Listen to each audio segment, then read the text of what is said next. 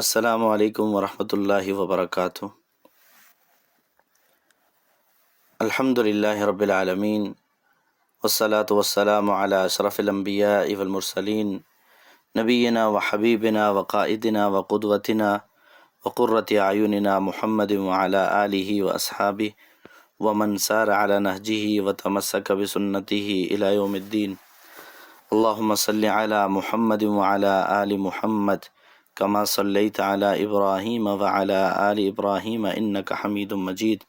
اللہم بارک علی محمد وعلی آل محمد کما بارکت علی ابراہیم وعلی آل ابراہیم انک حمید مجید۔ اللہم انا نسألک الہدی والتقی والعفاف والغنی۔ اللہم ارنا الحق حقا وارزقنا اتباعہ وارنا الباطل باطلا وارزقنا اجتنابہ۔ اللہم علمنا ما ينفعنا وزدنا علما۔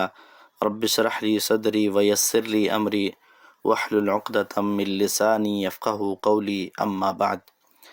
اہلا وسہلا مرحبا بکم، حیاکم اللہ وبیاکم، وبارک اللہ فیکم وجعل الجنۃ مثوانا ومثواکم۔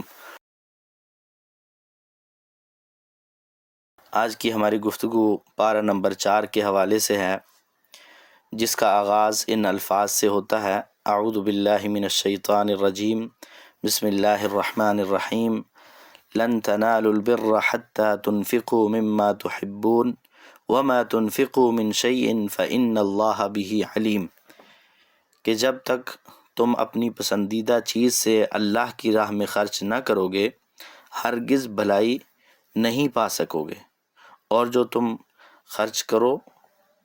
تم خرچ کرتے ہو وما تنفقوا من شیء، اور جو بھی تم خرچ کرتے ہو فإن اللہ به علیم، تو اللہ تعالیٰ اسے خوب جاننے والے ہیں۔ آغاز ان الفاظ کے ساتھ اس پارے کا ہوتا ہے، اور اس پارے کا اختتام ان الفاظ سے ہوتا ہے: حرمت علیکم امہاتکم و بناتکم و اخواتکم و عماتکم و خالاتکم۔ یہ آخری آیت ہے، اور اس میں اللہ تعالیٰ نے حرام کی گئی جو رشتے ہیں کہ تمہارے اوپر تمہاری مائیں حرام ہیں، بیٹیاں، بہنیں، پھوپھیاں، تمہاری خالائیں، اور باقی حرام رشتے جو ہیں ان کا اللہ رب العالمین نے ذکر فرمایا ہے۔ تو پارے کے آغاز میں سب سے محبوب چیز کو اللہ کے راستے میں خرچ کرنے کا تذکرہ کیا، اور پارے کے اختتام پر رشتوں کی حرمت کو پہچاننے کا تذکرہ فرمایا۔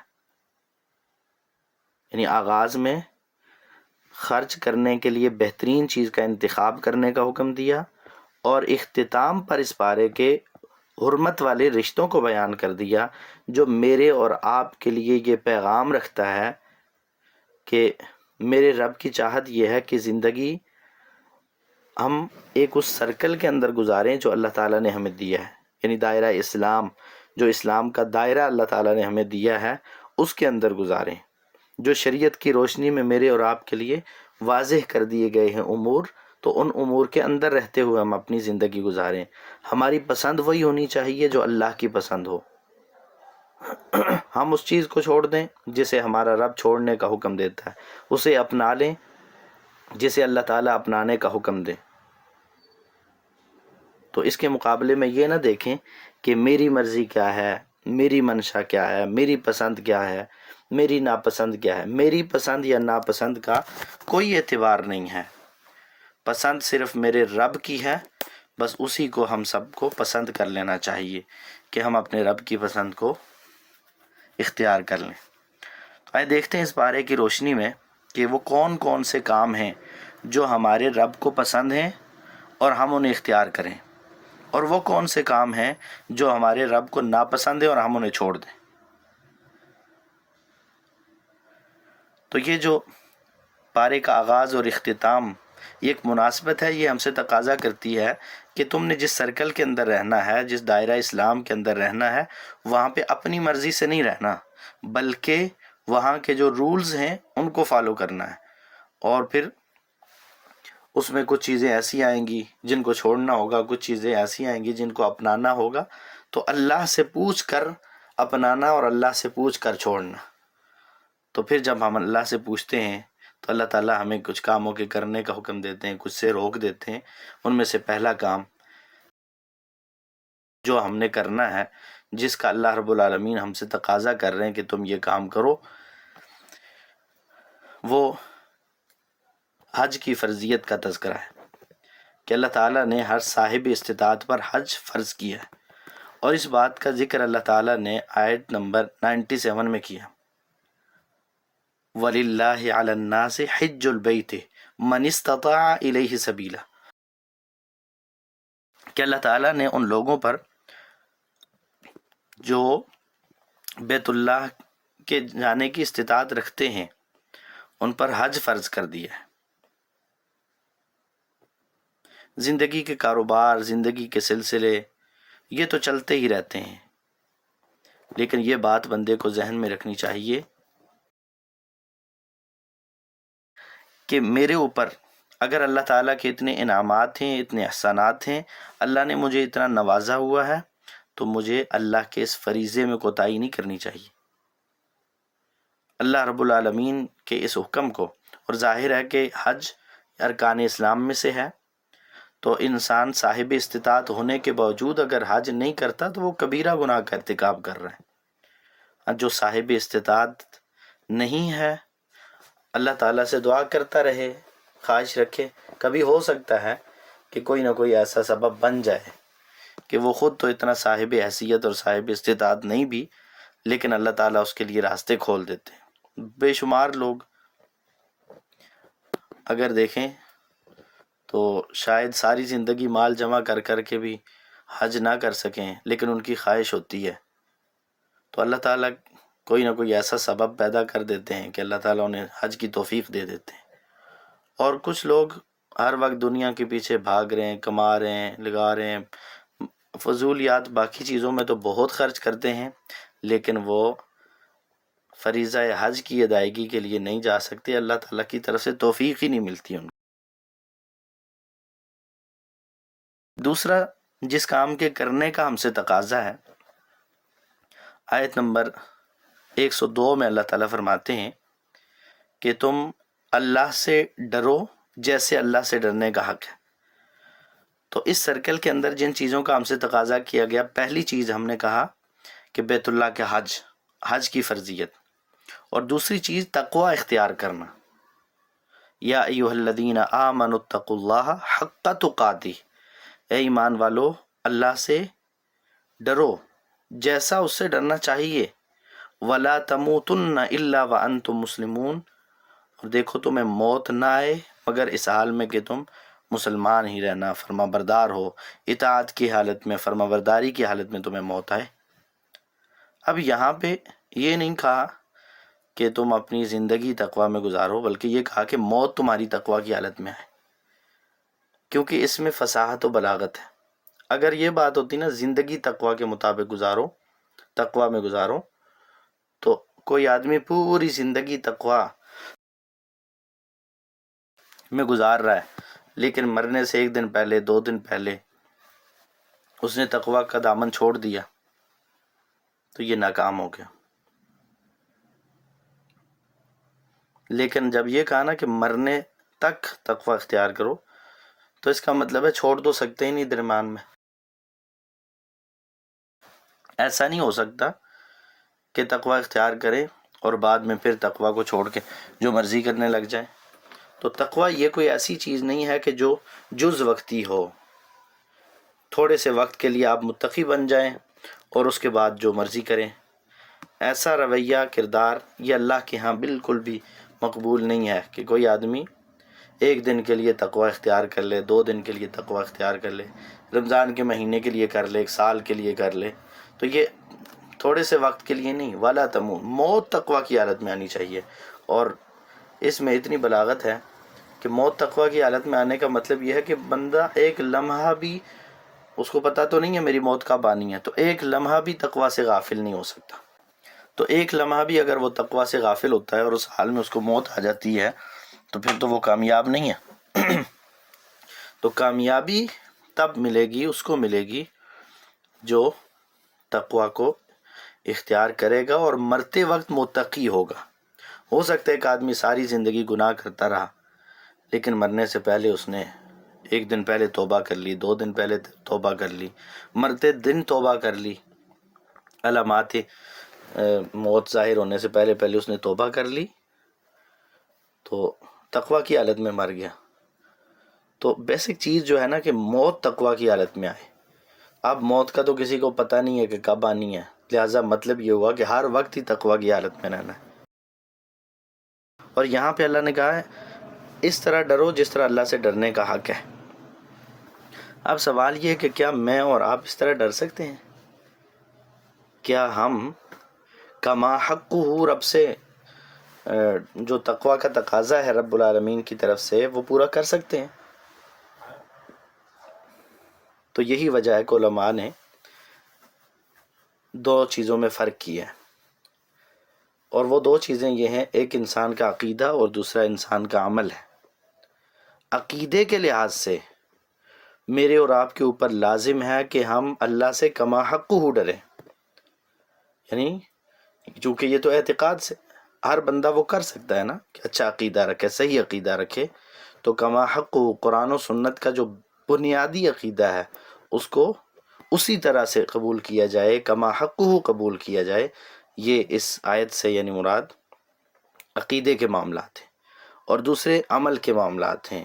اس کے بارے میں اللہ تعالیٰ فرماتے ہیں فاتقوا اللہ ما استطعتم، تم اللہ سے ڈرو جتنی تم طاقت رکھتے ہو۔ تو یہاں کہا کہ اللہ سے جیسے ڈرنے کا حق ہے ویسے ڈرو، اور وہاں کہا کہ فاتقوا اللہ ما استطعتم، جتنی تم استطاعت رکھتے ہو اللہ سے ڈرو۔ تو استطاعت تو ہماری سمجھیں کہ بہت ناقص ہے، تو کما حقہ، تو ایک جگہ کما حقہ ڈرنے کا حکم، دوسری جگہ استطاعت کے مطابق، تو ہم یہ کہیں گے کہ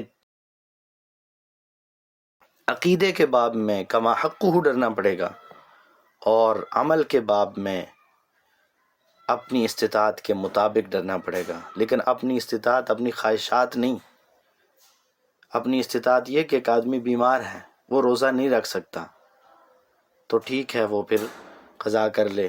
ایک آدمی مسافر ہے، وہ روزہ نہیں رکھ سکتا، تو وہ بعد میں رکھ لے۔ یہ مطلب ہے کہ اسلام نے جتنی رخصت دی ہے اس رخصت کو لے لے۔ اس سرکل میں رہنے کے لیے جو تیسرا کام ہے کہ قرآن کے ساتھ تعلق مضبوط بنا لیجئے۔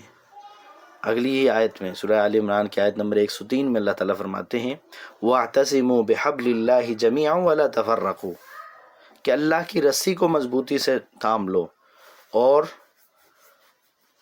تفرقوں میں نہ پڑو، پھوٹ نہ ڈالو، جدا جدا نہ ہو جاؤ۔ اور وہ حبل اللہ کیا ہے جس کے بارے میں اللہ نے کہا کہ وَاعْتَصِمُوا بِحَبْلِ اللَّهِ، اللہ کی رسی کو مضبوطی سے تھامو، تو وہ رسی کون سی ہے؟ رسول اللہ صلی اللہ علیہ وسلم نے فرمایا القرآن هو حبل اللہ، کہ اللہ کی رسی قرآن ہے، جس کا ایک سرا انسان کے ہاتھ میں ہے اور دوسرا رحمان کے ہاتھ میں ہے۔ جو بندہ اس قرآن کو تھام لیتا ہے وہ رحمان تک پہنچ جاتا ہے۔ تو اس لیے قرآن کے ساتھ ہم نے جڑنا ہے، یہ ہم سے تقاضا کیا گیا ہے۔ اور چوتھا تقاضا، چوتھی ڈیمانڈ جو ہم سے ہے وہ یہ ہے کہ نیکی کا حکم دیتے رہیں اور برائی سے روکتے رہیں۔ آیت نمبر 104 میں اللہ تعالیٰ فرماتے ہیں وَلْتَكُمْ مِنْكُمْ أُمَّةٌ يَدْعُونَ إِلَى الْخَيْرِ وَيَأْمُرُونَ بِالْمَعْرُوفِ وَيَنْهَوْنَ عَنِ الْمُنْكَرِ وَأُولَئِكَ هُمُ الْمُفْلِحُونَ، کہ تم میں سے ایک ایسی جماعت ہونی چاہیے جو بھلائی کی طرف لائے، نیکی کے کاموں کا حکم دے، برائی سے روکنے والی ہو، اور یہی فلاح پانے والے، نجات پانے والے لوگ ہیں۔ تو یہاں میرے اور آپ سے تقاضا ہے، اور وہ تقاضا یہ ہے کہ نیکی کا حکم دیں اور برائی سے روکیں۔ اور نبیوں کی تو ساری زندگی ایسے گزرتی ہے، نبیوں کی تو ساری زندگی یہی ہے کہ لوگوں کو گناہوں سے، برائیوں سے، شرک سے اور ہر قسم کی برائی، عقیدے کی برائی ہو، چاہے وہ عمل کی خرابی ہو، چاہے وہ اخلاق کی خرابی ہو، ان ساری چیزوں سے روکنا اور نیکی کا حکم دینا۔ سارے نبیوں نے یہی کام کیا ہے، اور ہماری بھی یہ ذمہ داری ہے، اللہ نے حکم دیا ہے کہ تم میں سے ایک ایسی جماعت ہونی چاہیے، ایسے لوگ تم میں ضرور ہونے چاہیے، نہیں تو وعید بھی بڑی سخت ہے۔ فرمایا لَتَأْمُرُنَّ بِالْمَعْرُوفِ وَلَتَنْهَوُنَّ عَنِ الْمُنْكَرِ، کہ تم ضرور نیکی کا حکم دو، برائی سے روکو، اور اگر ایسا نہیں کرو گے تو پھر تم اللہ سے دعائیں کرتے رہو گے، اللہ تمہاری دعائیں قبول نہیں فرمائیں گے۔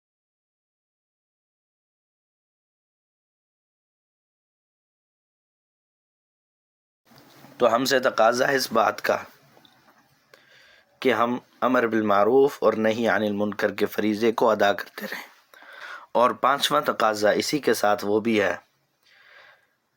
کہ امت مسلمہ اپنے منصب کو پہچان لے، امت مسلمہ اپنی ذمہ داریوں کو پہچانے، اور وہ ذمہ داری، وہ منصب، وہ عہدہ کیا ہے؟ آیت نمبر 110 میں اللہ تعالیٰ فرماتے ہیں کنتم خیر امت، کہ تم بہترین امت ہو، اخرجت للناس، جنہیں نکالا گیا ہے لوگوں کے لیے، جو پیدا کی گئی ہے لوگوں کے لیے، یعنی تم بہترین امت ہو، تمہیں تو لوگوں کے فائدے کے لیے پیدا کیا گیا ہے۔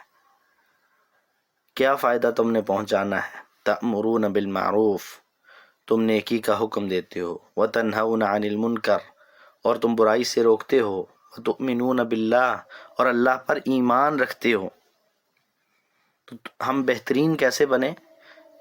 یہ تو ہمیں اپنا منصب یاد ہے، یہ بات ہمیں یاد ہے کہ ہم بہترین امت ہیں، ہم سب سے افضل امت ہیں، لیکن یہ بات یاد نہیں ہے ہمیں کہ وہ سب سے افضل بنے کیسے تھے، وہ بہترین بنے کس وجہ سے ہیں، یہ ہم بھول بیٹھے ہیں۔ تو بہترین وہ ہوتا ہے نا، اللہ کے رسول نے بھی فرمایا خیر الناس من ينفع الناس، کہ لوگوں میں سے بہترین وہ ہے جو لوگوں کو فائدہ پہنچاتا ہے، لوگوں کو فائدہ پہنچانے والا وہ بہترین ہوتا ہے۔ یہاں نیکی کا حکم دینا اور برائی سے روکنا، یہ دوسروں کو فائدہ پہنچانا ہے۔ آپ کسی برائی کو دیکھتے ہیں اور اس کو روکنے کی کوشش کرتے ہیں تو آپ نے بھلا کیا نا کسی کا۔ دیکھیں ہمارے ہاں بڑا عجیب سا کام ہے، اگر کسی کا دنیاوی نقصان ہو رہا ہے تو ہم اسے نقصان سے روکنے کے لیے پیچھے بھاگ بھاگ کے اپنی جان کو بھی خطرے میں ڈال لیتے ہیں۔ کئی دفعہ ایسے ہوتا ہے کہ بائک پہ کوئی آدمی نکلا اور اس نے سٹینڈ اوپر نہیں کیا، بھول گیا، اب ہر جگہ راستے میں کھڑا ہر آدمی اس کو اشارے کر کے کہے گا بھائی سٹینڈ اوپر کر لیں۔ کئی لوگ پیچھے سپیڈ میں مار کے اس کے پاس قریب پہنچ کے پھر اسے بتاتے ہیں کہ سٹینڈ اوپر کر لیں، کئی ہارن بجا رہے ہوتے ہیں۔ کس لیے جی؟ سٹینڈ اوپر کر لیں، جان کا خطرہ ہے، یا اس کی جان کی فکر ہے نا۔ تو اگر کوئی بندہ شرک کر رہا ہو، کوئی بدکاری کر رہا ہو، کوئی نماز سے غافل ہو، کوئی بدعات کا شکار ہو، کوئی کسی برائی میں پڑا ہوا ہو، تو کیا وہاں ہمیں اس کے ایمان کی فکر نہیں ہونی چاہیے؟ یہی تو دوسروں کا بھلا ہے نا، یہی تو دوسروں کا فائدہ ہے کہ آپ کو اس کے ایمان کی فکر لاحق ہو گئی اور آپ اس کو اس کی غلطیوں پہ سمجھانے لگے کہ نہیں بھائی آپ نے ایسا نہیں کرنا۔ ہاں لڑائی نہیں کرنی اس سے، سمجھانے کا انداز وہ مصلحانہ ہونا چاہیے کہ نصیحت کے انداز میں، تاکہ اگلے کو بات سمجھائی جائے، لڑائی نہیں۔ تو ہم بہترین کب بنیں گے؟ اللہ فرماتے ہیں تأمرون بالمعروف وتنہون عن المنکر، تم نیکی کا حکم دیتے ہو اور برائی سے روکتے ہو، اس لیے تم بہترین امت ہو۔ اب اگر ہم یہ کام نہیں کریں گے تو پھر صرف نام کے بہترین رہ جائیں گے، باقی حقیقت میں تو پھر بہترین نہ بن۔ اور اسی طرح چھٹا کام جس کے کرنے کا ہمیں حکم دیا گیا ہے، اس سرکل، اس دائرہ اسلام میں رہتے ہوئے ہم سے جس چیز کا تقاضا کیا گیا ہے، آیت نمبر 114 میں اللہ تعالیٰ اس کا ذکر فرماتے ہیں، وہ نیک لوگوں کی نیکی کو اختیار کرنا،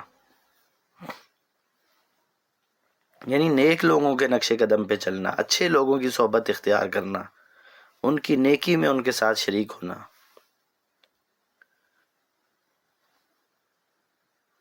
وَأُولَئِكَ مِنَ الصَّالِحِينَ، یعنی یہ وہ لوگ جو جن میں باقی خوبی ہیں اس کے ساتھ ساتھ وہ نیک ہوں، صالحین میں سے ہوں، نیک لوگوں میں سے۔ تو خیر ہم بھی نیک تو کہلوانا چاہتے ہیں، لیکن شاید ہم نیک بننا نہیں چاہتے۔ یہ بہت بڑا فرق ہے۔ صحابہ کرام ہمارے اسلاف عمل کیا کرتے تھے نیک بننے کے لیے، نیک بننے کے لیے، کہ نیک بن جائیں ہمارے اندر نیکی تقوی پیدا ہو جائے۔ اور ہم پہلے تو ایسے کام ہی نہیں کر پاتے جو نیک بننے والے ہوں۔ اگر کچھ کر بھی لیں تو دل میں یہ ہوتا ہے کہ نیک کہلوائے جائیں، باقی بنے یا نہیں بنے وہ تو خیر کی بات ہے۔ باقی ہم نے چونکہ دھوکہ دینا سیکھا ہوا ہے، اپنے آپ کو بھی یہاں دھوکہ دے لیتے ہیں، جی بس اللہ غفور رحیم ہے، کوئی بات نہیں ہے۔ تو بہرحال ہمیں لوگ اچھا سمجھیں، باقی اللہ کی نظر میں اچھے ہو ہی جائیں گے۔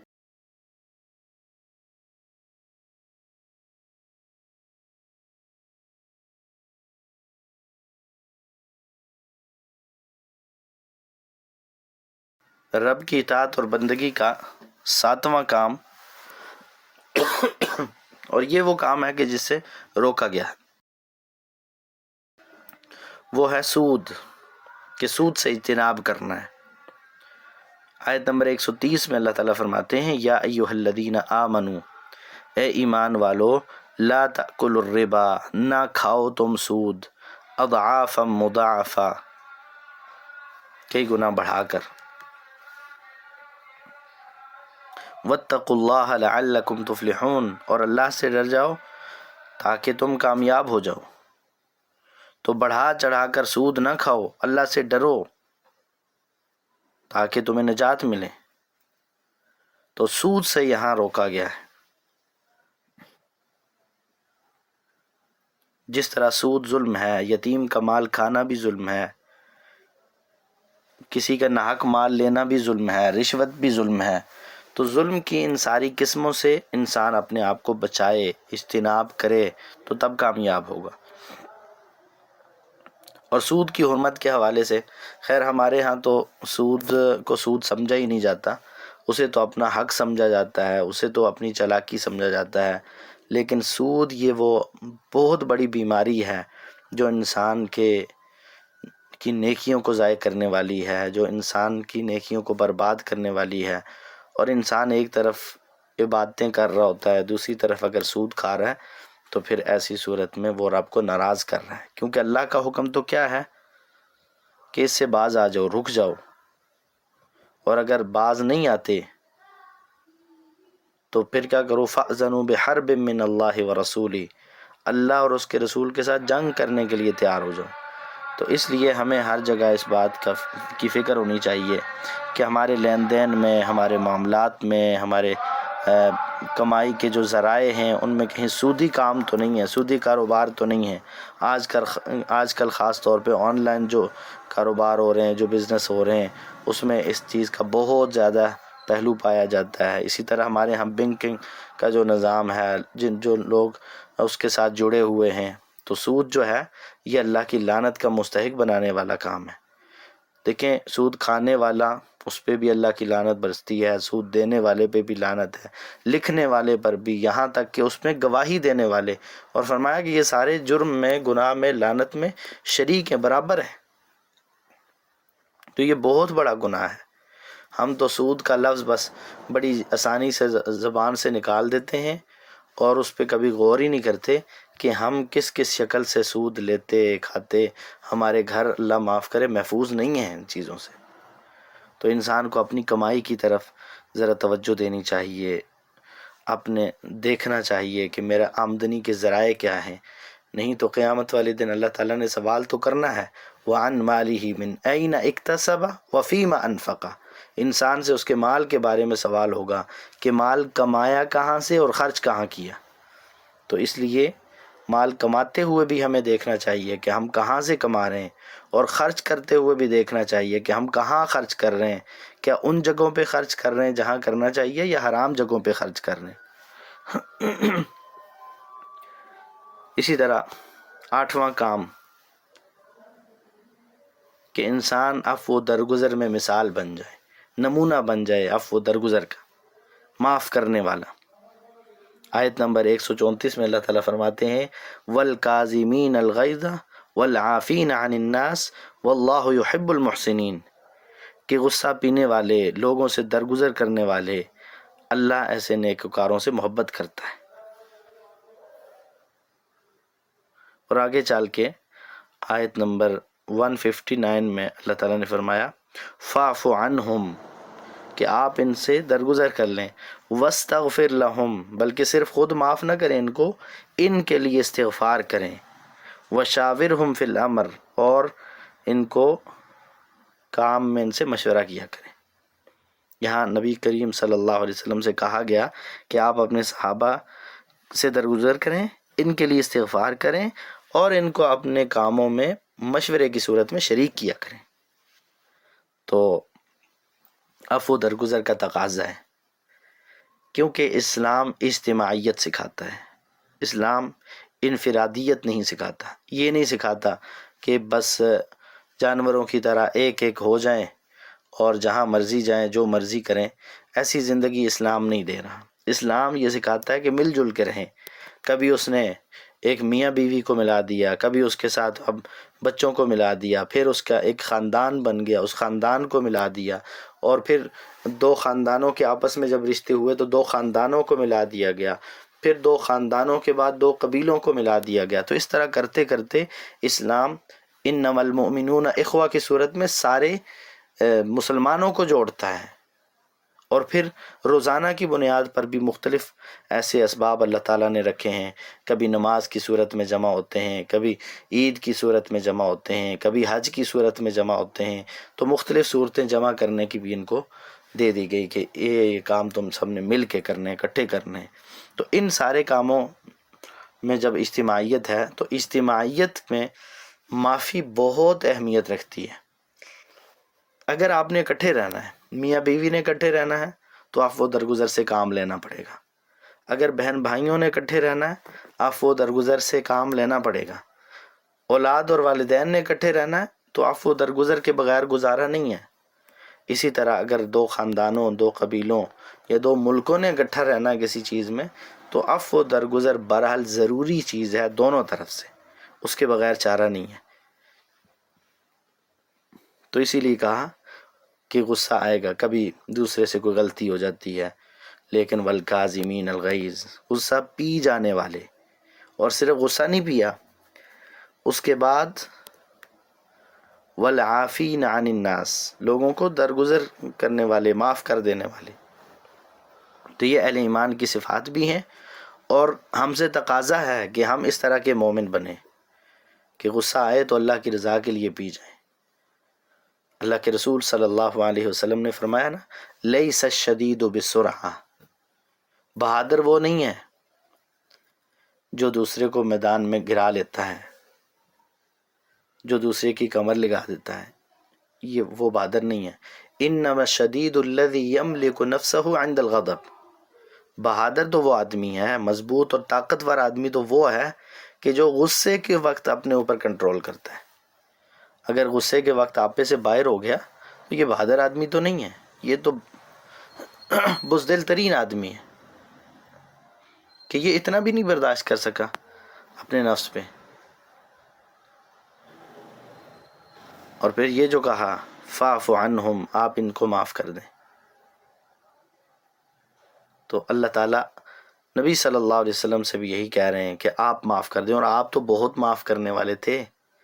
آپ نے تو کبھی اپنی جان کے لیے، اپنے نفس کے لیے کبھی کسی سے بدلہ ہی نہیں لیا، آپ تو ہمیشہ معاف ہی کیا کرتے تھے۔ حتیٰ کہ آپ نے تو اپنے ان دشمنوں کو معاف کر دیا تھا جنہوں نے آپ کو پتھر مارے تھے، آپ کو لہو لہان کر دیا تھا، اور فرشتوں نے آ کر یہ کہہ بھی دیا تھا، اے پیغمبر اگر آپ اجازت دیں تو ان کو طائف کے 2 پہاڑوں میں پیس کے رکھ دیا جائے۔ تو اس وقت بھی نبی رحمت صلی اللہ علیہ وسلم نے اپنے ہاتھ اٹھائے تھے اور یہ کہا تھا اللہم اہد قومی فإنہم لا يعلمون، اے اللہ میری قوم کو ہدایت دے دے، یہ جانتے نہیں ہیں۔ میرے پیغمبر تو ہیں ہی معاف کرنے والے، اور ہمارا رب تو ظاہر ہے رحمتی وسعت کل شیء، جس نے یہ اعلان کر دیا ہے کہ میری رحمت ہر چیز سے وسیع ہے، تو وہ تو پھر معاف کرنے والا ہی ہے۔ تو اللہ تعالیٰ معاف کرنے والے ہیں۔ نبی کریم صلی اللہ علیہ وسلم وہ معاف کرنے والے ہیں۔ اہل ایمان والکاظمین الغیظ وہ معاف کرنے والے ہوتے ہیں، والعافین عن الناس لوگوں سے درگزر کرنے والے ہوتے ہیں، وہ غصہ آنے پر غصے کو نافذ نہیں کرتے، کنٹرول نہیں کرتے، غصے کو نافذ نہیں کرتے بلکہ اسے کنٹرول کر لیتے ہیں۔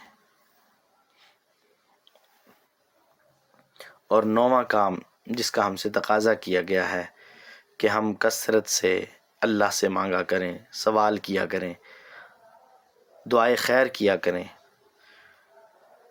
آیت نمبر 147 میں فرمایا ربنا اغفر لنا ذنوبنا، اے ہمارے رب تو ہمیں بخش دے ہمارے گناہ، و اسرافنا اور ہماری کوتاہیاں،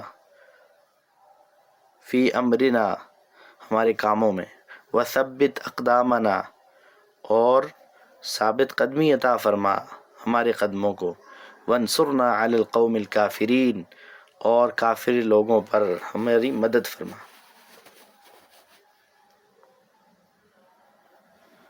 تو یہ مدد کس کو ملتی ہے؟ یہ دعا کس کے حق میں قبول ہوتی ہے؟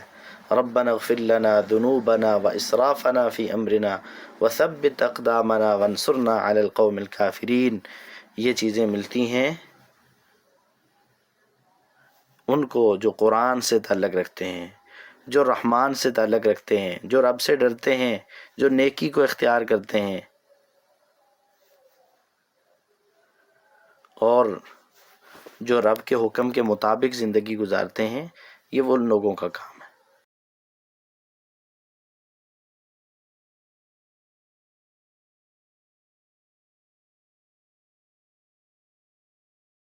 یہ 9 چیزوں کا ہم نے ذکر کیا ہے۔ انشاءاللہ بریک کے بعد ہم 10ویں چیز کا ذکر کریں گے اور آگے بڑھیں گے کہ 10واں کون سا کام ہے جس کے کرنے یا اس سے اجتناب کرنے کا اللہ نے ہمیں حکم دیا ہے۔ تو انشاءاللہ ملتے ہیں وقفے کے بعد۔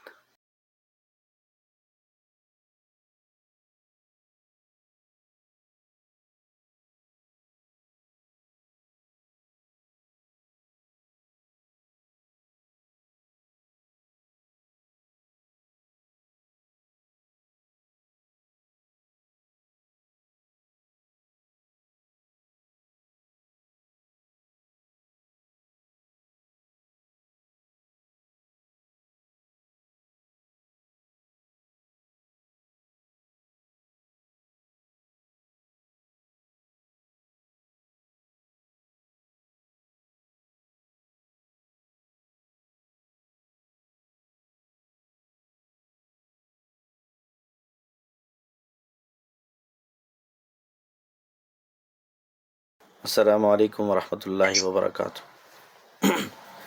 تو ہم 9 چیز 10واں کام کہ امانت میں خیانت سے اجتناب کیا جائے۔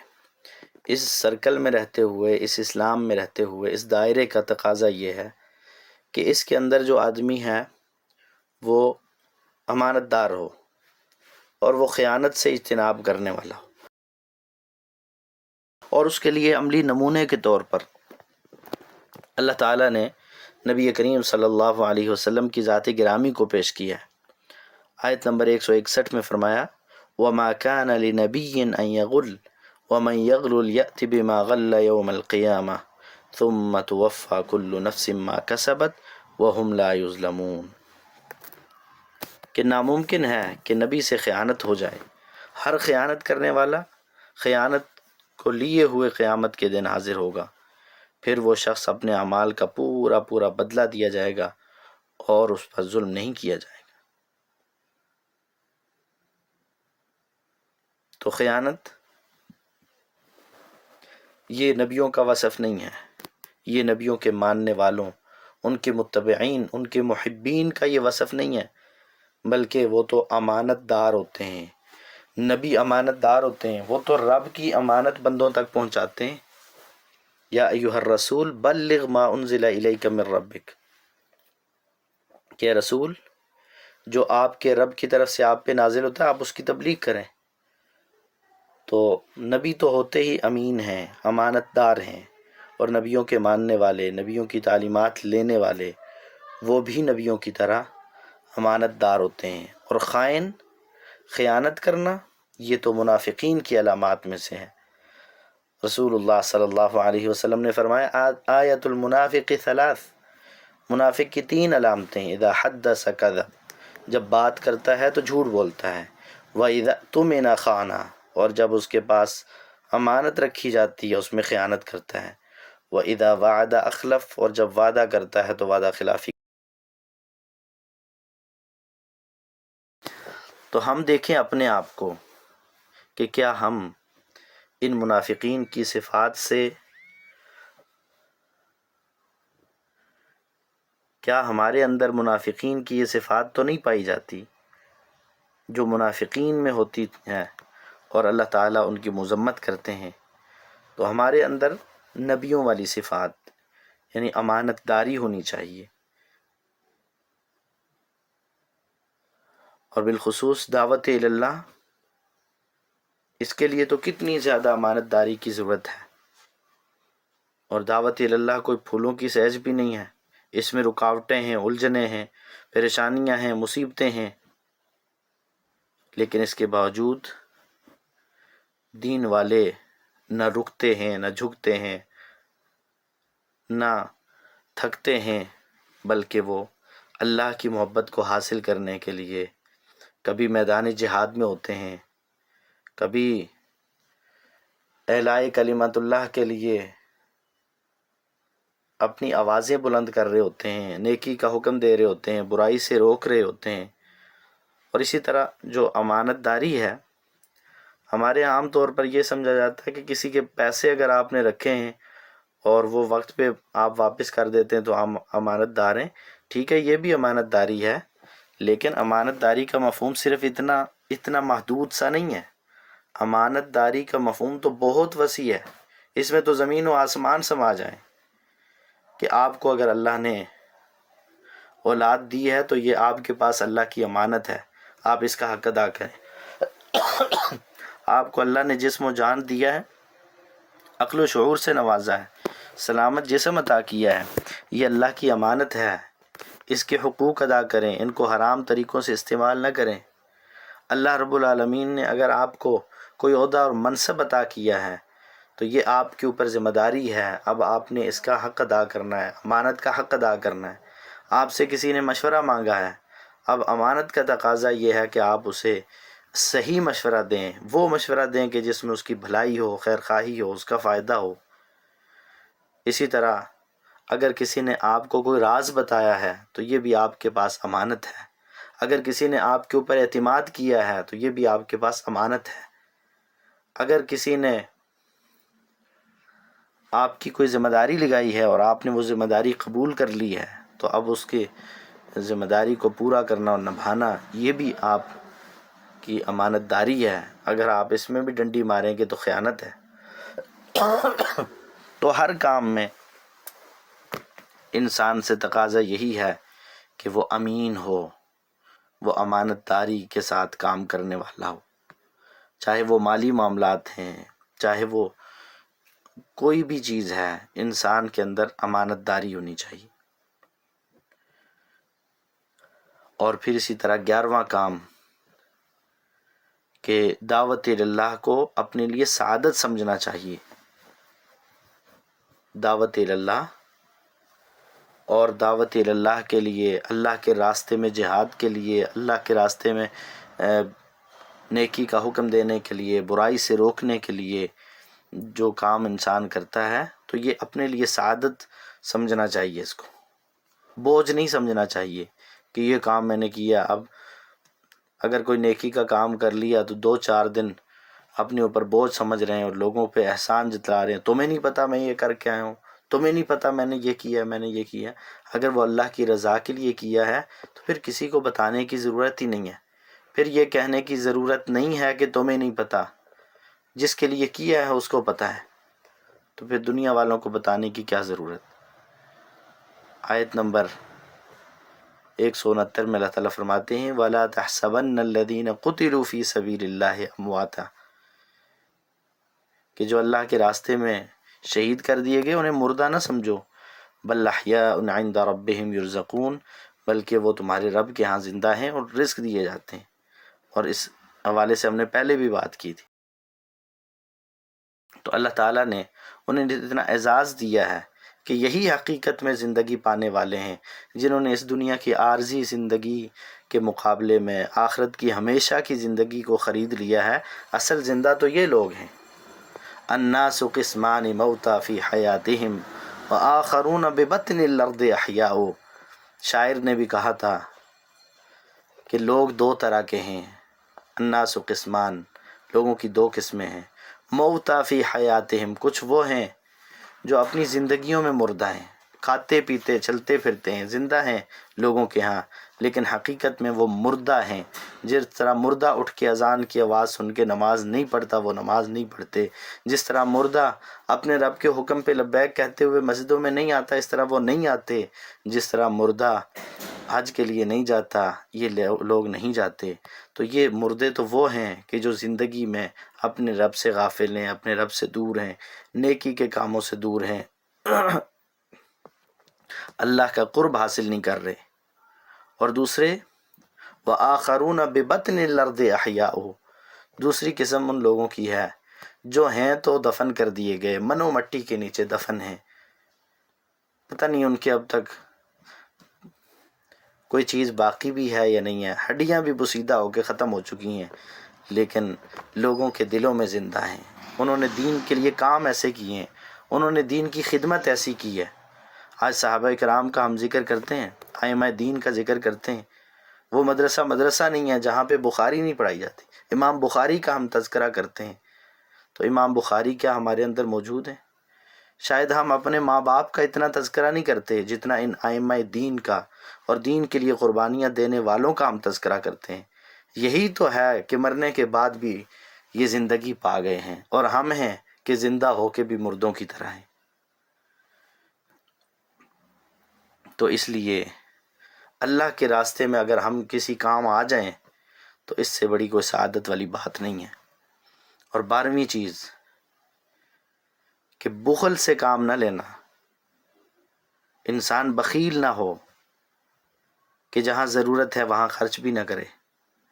تو بخل سے پاک ہونے کی تعلیم دی گئی ہے. اس اسلام نے ہم سے یہ تقاضا کیا ہے، اس سرکل دائرہ اسلام ہم سے یہ کہتا ہے کہ تم نے بخیل نہیں بننا. اس دائرے کے اندر رہتے ہوئے جب تم اجتماعی زندگی گزار رہے ہو، کہیں ضرورت مند ہوں گے، کہیں حاجت مند ہوں گے، کہیں تمہارے رشتہ دار ہوں گے، کہیں کوئی پریشان حال ہوں گے، تم نے ان کے ساتھ کیا کرنا ہے؟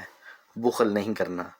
وَلَا يَحْسَبَنَّ الَّذِينَ يَبْخَلُونَ بِمَا آتَاهُمُ اللَّهُ مِنْ فَضْلِهِ هُوَ خَيْرًا لَهُمْ. آیت نمبر 180 میں فرمایا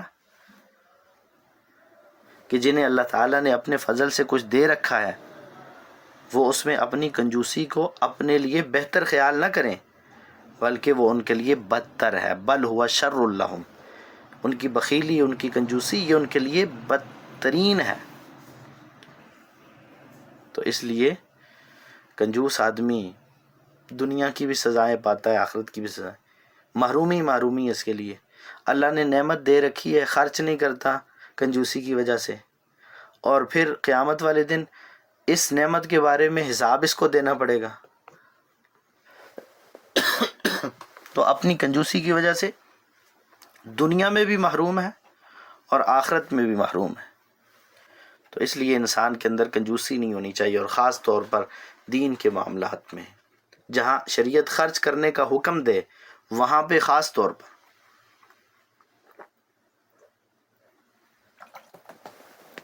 لیکن ہماری حالت یہ ہے کہ ہم نے اپنے جوتے بھی خریدنے ہوں تو ان پہ فضول خرچی کر کے بہت کچھ لگا دیں گے، لیکن اللہ کے راستے میں دینے کی باری آئے 10 روپے دینے سے پہلے ہم سوچتے ہیں کہ جس کو دے رہا ہوں پتہ نہیں مستحق بھی ہے کہ نہیں ہے، یہ جس کو 100 روپیہ دیا پتہ نہیں ہے اب اس کے ساتھ کیا کرے گا. کسی کو 500 دے دیا تو اب سوچ رہا ہوں کہ پتہ نہیں یہ 500 اتنی بڑی رقم لے گیا، کرے گا کیا اس کے ساتھ. حالانکہ خود باہر نکلیں تو چائے کافی پہ 500 لگ جائے. تو اس لیے بخل سے بچنے کی ہمیں تعلیم دی گئی. اور 13واں کام حقیقی کامیابی کو حاصل کرنا ہے، جس کا ہمیں بتایا گیا کہ سرکل میں رہتے ہوئے تم نے کرنا کیا، تمہاری مصروفیت کیا ہونی چاہیے۔ تو اس سرکل میں رہتے ہوئے حقیقی کامیابی کی تلاش میں رہنا ہے۔ اور وہ حقیقی کامیابی کیسے ملے گی، کون سی ہے؟ آیت نمبر 185 میں فرمایا فَمَنْ زُحْزِحَ عَنِ النَّارِ، کہ جسے آگ سے بچا دیا گیا، وَأُدْخِلَ الْجَنَّةَ، اور جنت میں داخل کر دیا گیا، فَقَدْ فَاز، بس وہ کامیاب ہو گیا۔ وَمَا الْحَيَاةُ الدُّنْيَا، اور نہیں ہے دنیا کی زندگی، إِلَّا مَتَاعُ الْغُرُورِ، مگر دھوکے کا تھوڑا سا سامان ہے۔ تو دنیا کی زندگی کو تو دھوکے کا تھوڑا سا سامان قرار دیا گیا، اور اس سے پہلے حقیقی کامیابی کے بارے میں بتایا کہ وہ ہے کہ جہنم سے بچا دیا جائے اور جنت میں داخل کر دیا جائے۔ یا اس بات کو بھی سمجھنا چاہیے کہ ہم لوگ کبھی یہ کہہ دیتے ہیں کہ جی ہیں تو مسلمان ہیں نا، ہیں تو ہم توحید والے نا، آخر تو ہم جنت میں چلے ہی جائیں گے۔ یہ جو بات ہے نا، آخر ہم جنت میں چلے ہی جائیں گے، یہ بہت بڑی کوتاہی ہے۔ آخر جنت میں چلے جائیں کا کیا مطلب ہوتا ہے؟ اس کا مطلب ہے کہ بس ہم جو مرضی کریں، گناہ کریں، جو مرضی کرتے رہیں، بس پھر سزا ملے گی اور سزا کے بعد بھاگ ہو کے جنت میں چلے جائیں گے۔ دیکھیں، اصل کامیاب اس کو قرار دیا گیا ہے کہ جو جہنم سے بچ کے سیدھا جنت میں چلا گیا، جسے کوئی تکلیف، کوئی عذاب نہیں پہنچا پہلے، اور جسے پہلے جہنم میں ڈالا گیا پھر وہاں سے نکال کے جنت میں ڈالا، تو اس کو بھی حقیقی کامیابی نہیں قرار دیا، بلکہ ایسے لوگوں کو کہا جائے گا جہنمیون۔ جو جہنم سے نکال کر جنت میں داخل کیے جائیں گے، ان کی علامت جہنمیون ہوگی، کہ یہ جہنم سے ہو کے آنے والے۔ پھر جہنم کی آگ کوئی معمولی سی چیز تھوڑی ہے کہ ہم اتنی آسانی سے کہہ دیتے ہیں کہ چلیں جی آخر تو جنت میں چلے ہی جائیں گے۔ یہاں انسان کو تھوڑی سی کوئی گرم چیز لگ جائے نا، پراٹھے پکاتے ہوئے اگر آئل اچھل کے ہاتھ پہ لگ جائے تو وہاں چھالے پڑ جاتے ہیں، اور پھر ہم پتہ نہیں کیا کیا لگاتے ہیں۔ تو وہ جہنم کی آگ، وہ جو اس آگ سے کئی گنا زیادہ سخت ہے، اس میں ایک غوطہ بھی انسان برداشت نہیں کر سکے گا، تو یہ پھر اتنی بڑی بات کیسے ہم کہہ دیتے ہیں کہ آخر جنت میں جائیں گے؟ رسول اللہ صلی اللہ علیہ وسلم نے جنت اور جہنم کی ہولناکی، جہنم کی ہولناکی اور جنت کی نعمتوں کا ذکر کرتے ہوئے فرمایا کہ ایک آدمی کو جس نے زندگی میں کبھی کوئی تکلیف نہیں دیکھی ہوگی، کبھی کوئی تکلیف نہیں دیکھی ہوگی، ایک غوطہ صرف دیا جائے گا جہنم کا، وہ اپنی دنیا کی ساری آسائشیں بھول جائے گا اور کہے گا کہ میں نے تو دنیا میں کبھی کوئی آسانی دیکھی نہیں، حالانکہ ساری دنیا میں سب سے زیادہ آسائشوں والی زندگی اس نے گزاری ہے، سب سے زیادہ سہولیات اس کے پاس تھی، لیکن جب جہنم میں ایک غوطہ دیا جائے گا تو نکل کے کہے گا کبھی کوئی آسانی دیکھی نہیں،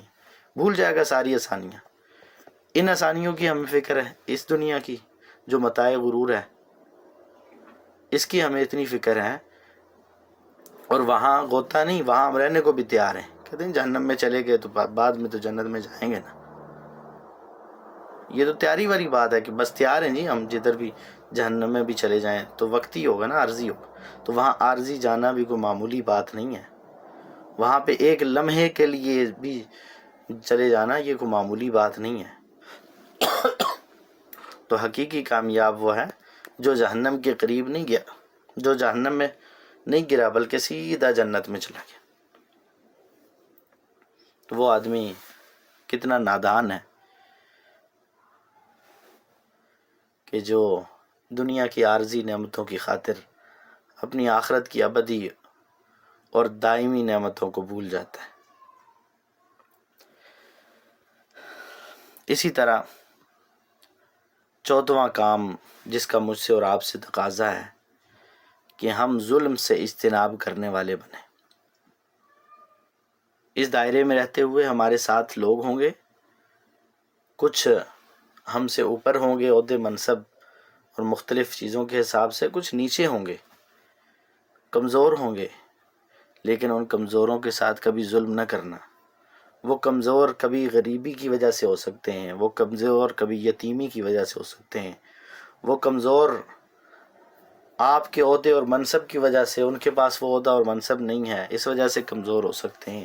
تو اپنے ماتحت کے ساتھ عموماً ظلم کیا جاتا ہے۔ یہ تعلیم دی گئی کہ نہیں، تم نے ظلم نہیں کرنا۔ سورہ نساء کی آیت نمبر 10 میں فرمایا ان الذین یأکلون اموال الیتامی ظلما، کہ بے شک وہ لوگ جو یتیموں کا مال ظلماً کھاتے ہیں، انما یأکلون فی بطونہم نارا، وہ تو اپنے پیٹوں میں آگ ڈال رہے ہیں، وسیصلون سعیرا، اور وہ عنقریب دوزخ میں جائیں گے، وہاں بھی بھڑکتی ہوئی آگ میں داخل ہوں گے، اور دنیا میں بھی وہ اپنے پیٹوں میں آگ ڈال رہے ہیں۔ ہم سمجھ رہے ہوتے ہیں نہیں نہیں، میں نے تو چکن کھایا، میں نے مٹن کھایا، میں نے فلاں چیز کھائی، بڑا مزہ آیا، وہ چلے گئے ہم بڑے بڑے ہوٹلوں کے نام اور کیا پتہ نہیں کون کون سی چیزوں کے نام لے کے خوش ہو رہے ہوتے ہیں، اور دوسری طرف کہیں کسی یتیم کے خون پسینے کی کمائی ہوتی ہے، کہیں کسی مزدور کا حق مارا ہوتا ہے، کہیں کسی کا ناحق مال لیا ہوتا ہے، کہیں بہنوں کی وراثت ہوتی ہے۔ تو اگر دوسروں کے اوپر ظلم کر کے دوسروں کے مال اس طرح سے انسان کھا رہا ہے اور اس پہ عیاشیاں کر رہا ہے، تو اسے خوش ہونے کی اور اترانے کی ضرورت نہیں ہے۔ یہ تو اس کے اوپر رب کا شکنجہ ٹائٹ ہوتا جا رہا ہے، اور ایک وقت آئے گا کہ جب رب کا شکنجہ مضبوط گرفت میں پکڑے گا نا، تو پھر اللہ تعالیٰ بھی فرماتے ہیں ان بطش ربک لشدید، کہ تیرے رب کی پکڑ بڑی سخت ہے۔ تو اللہ تعالیٰ ہمیں ظلم سے بچائے۔ یہ ظلم انسان دنیا میں کر جاتا ہے، اپنے اوپر کر لیتا ہے، دوسروں پہ ظلم کر لیتا ہے، لیکن یہ ظلم قیامت والے دن تاریکیوں اندھیروں کا باعث ہوگا۔ اللہ تعالیٰ ہمیں ہر قسم کے ظلم سے بچنے کی توفیق عطا فرمائے۔ اور پھر 15ویں چیز جو ہمیں سکھائی گئی ہے کہ جب ہم ظلم نہیں کر سکتے تو انصاف سے کام لینا، اور انصاف کے کاموں میں سے ایک وراثت کا معاملہ بھی ہے۔ تو ہمیں یہ وراثت کی تقسیم کا حکم دیا گیا ہے کہ تم نے وراثت کو حقداروں تک پہنچانا ہے۔ یوصیکم اللہ فی اولادکم للذکر مثل حظ الانثیین، سورہ نساء کی آیت نمبر 11 میں اللہ تعالیٰ نے وراثت کے احکامات کو بیان کیا، 11 اور 12 میں۔ تو یوصیکم اللہ فی اولادکم، فرمایا کہ اللہ تعالیٰ تمہیں تمہاری اولاد کے بارے میں حکم دیتا ہے، للذکر مثل حظ الانثیین، کہ ایک لڑکے کا حصہ 2 لڑکیوں کے برابر ہے۔ تو یہاں اللہ تعالیٰ نے انصاف سے کام لیا۔ پیچھے جیسے اللہ تعالیٰ یہ چاہتے نا کہ ظلم نہ ہو، تو اللہ تعالیٰ نے خود بھی ظلم نہیں کیا، لیکن کچھ لوگوں کو یہ بات سمجھ نہیں آتی۔ وہ کہتے ہیں یہ کیسے ہو گیا، عورت کا حصہ آدھا ہے، مرد کا ہر جگہ خامند کی حیثیت میں ہے تو پھر بھی زیادہ ہے، باپ کی حیثیت میں ہے تو پھر بھی زیادہ ہے، بیٹے کی حیثیت میں ہے تو پھر بھی زیادہ ہے، بھائی کی حیثیت میں ہے پھر زیادہ ہے، تو یہ مرد کا حصہ زیادہ ہے، عورت کا حصہ کم کیوں ہے؟ یاد رکھیں، اسلام یہ دین مساوات نہیں ہے، یہ برابری نہیں سکھاتا، یہ دین عدل ہے، انصاف ہے، یہ انصاف سکھاتا ہے۔ مساوات کا تقاضا یہ تھا کہ مرد عورت حصے برابر ہوتے، بیٹا بیٹی حصے برابر ہوتے، ماں باپ حصے دونوں کے برابر ہوتے، یہ مساوات کا تقاضا تھا۔ لیکن عدل کا تقاضا یہ تھا کہ جس کی ذمہ داریاں زیادہ ہیں اسے زیادہ دیا جائے۔ اب آپ دیکھیں، ایک عورت، نہ تو اس پہ ذمہ داری ہے کہ اس نے ماں باپ کو کھلانا ہے، نہ اس پہ ذمہ داری ہے کہ اس نے اپنی اولاد کو کھلانا ہے، نہ عورت کی ذمہ داری ہے کہ اس نے اپنے بہن بھائیوں کو کھلانا ہے، نہ عورت کی ذمہ داری ہے کہ اس نے اپنی اولاد کو کھلانا پلانا اور ان کے ضروریات کا خیال رکھنا ہے، نہ ہی اپنے خاوند کو کھلانے کی ذمہ دار ہے وہ۔ جبکہ مرد کو دیکھیں تو مرد ذمہ دار ہے، ماں باپ بوڑھے ہیں تو ان پہ خرچ کرنے کا ذمہ دار بھی مرد ہے، بہن بھائی چھوٹے ہیں، ان کا اور کوئی نہیں ہے تو انہیں کما کے ان کی ضروریات پوری کرنے کا ذمہ دار بھی یہ مرد ہے۔ بیویاں ہیں، ایک ہے یا ایک سے زیادہ ہیں، تو ان کی ضروریات بھی اس مرد کے ذمے ہیں۔ اور پھر اسی طرح اگر اس کی اولاد ہے، بیٹے ہیں، بیٹیاں ہیں، تو ان کی ذمہ داری بھی اس مرد پہ ہے، لہٰذا اس مرد کا حصہ ڈبل رکھا گیا ہے، شریعت میں نے اس کو زیادہ حصہ دیا ہے کیونکہ اس کی ضروریات زیادہ ہیں۔ عورت کو جو ملے گا وہ ہمیشہ کے لیے اس کا ہے، اس کے اوپر کسی کی کوئی ذمہ داری نہیں ہے، لیکن مرد کو جو ملے گا تو اس نے تو اتنی ساری ذمہ داریاں پوری کرنی ہیں، اس نے ماں باپ کو بھی کھلانا ہے، بیوی بچوں کو بھی کھلانا ہے، بہن بھائیوں کا بھی خیال رکھنا ہے۔ تو اس لیے اللہ تعالیٰ نے انصاف کے تحت، تاکہ ظلم نہ ہو کسی پر، انصاف کے تحت اللہ تعالیٰ نے مرد کے حصے کو ڈبل رکھا ہے۔ اور اسی طرح 16واں کام میرے اور آپ کے لیے یہ ہے، اس دائرے میں رہتے ہوئے کہ ہم صدق دل سے توبہ و استغفار کریں۔ اور توبہ صرف یہ نہیں ہے کہ زبان سے توبہ توبہ کہہ لیا، یا پھر بس جب مرنے لگے تو پھر اس وقت توبہ کر لیں۔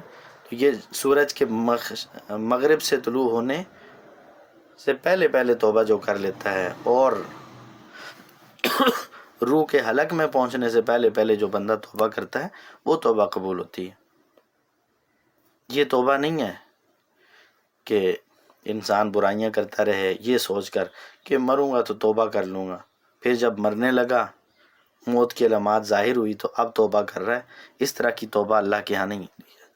اللہ تعالیٰ فرماتے ہیں آیت نمبر 18 میں وَلَيْسَتِ التَّوْبَةُ لِلَّذِينَ يَعْمَلُونَ السَّيِّئَاتِ، کہ توبہ ان لوگوں کی نہیں ہے جو برے عمل کرتے ہیں، حَتَّى إِذَا حَضَرَ أَحَدَهُمُ الْمَوْتُ، یہاں تک کہ جب ان میں سے کسی کو موت آ جاتی ہے، موت حاضر ہو جاتی ہے، مرنے لگتا ہے، قَالَ إِنِّي تُبْتُ الْآنَ، تو پھر کہتا ہے اب میں توبہ کرتا ہوں۔ تو کہا کہ ایسے لوگوں کی کوئی توبہ نہیں ہے۔ اسی طرح وَلَلَّذِينَ يَمُوتُونَ وَهُمْ كُفَّارٌ، جو کفر کی حالت میں مر گئے ان کی بھی کوئی توبہ نہیں ہے۔ اب ان دونوں قسم کے لوگوں کے لیے کیا ہے؟ اولئک اعتدنا لهم عذابا علیما، ایسے لوگوں کے لیے ہم نے دردناک عذاب تیار کر رکھا۔ تو اس لیے ہمیں وہ کام کرنے چاہیے جن کا ہم سے تقاضا کیا گیا، ان کاموں سے رکنا پڑے گا جن سے رکنے کا قرآن ہمیں حکم دیتا ہے، جن سے رکنے کا نبی صلی اللہ علیہ وسلم نے ہمیں حکم دیا۔ تو اس لیے ہمیں ان چیزوں کو مد نظر رکھتے ہوئے کہ ان احکامات میں سے کون سے وہ ہیں جن کو ہم نے اپنانا ہے، کون سے وہ ہیں جن کو ہم نے ترک کرنا ہے، اور ہم ابھی تک کیا کر رہے ہیں، کیا اپنانے والے کاموں کو چھوڑے ہوئے تو نہیں ہیں، یا ترک کرنے والے کاموں کو اپنائے ہوئے تو نہیں ہیں۔